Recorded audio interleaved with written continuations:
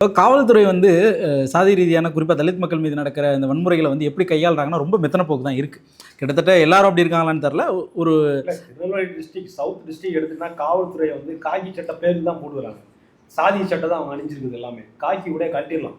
காவல்துறை திருநெல்வேலி டிஸ்ட்ரிக்டில் பர்டிகுலர் எடுத்துட்டிங்கன்னா ஒரு சப் இன்ஸ்பெக்டர் இருக்கிற லெவலில் இருக்கிறவனா தலித்தாக இருப்பான். அவனுக்கு மேலே இருக்கிறாங்களா டிஎஸ்பி எஸ்பி இந்த லெவலில் இருக்கிறவங்களாம் நான் தலித்தாக இருப்பான். குறிப்பாக தேவர் சமூகம் சொல்கிறல இதனுடைய டாமினேட் அதிகம், சாதி ஒரு மேலாதிக்கம் அதிகம் காவல்துறையில். இன்றைக்கி அப்படி தான் இருக்குது. காவல்துறை முக்கிய பொறுப்பில் இருக்கிற ஊரில் இருக்கக்கூடிய சமூகத்தில் இருக்கிற சாதி சங்கம் இருக்குல்ல, அதில் பொறுப்பில் இருக்கிறாங்க. புரியுதா?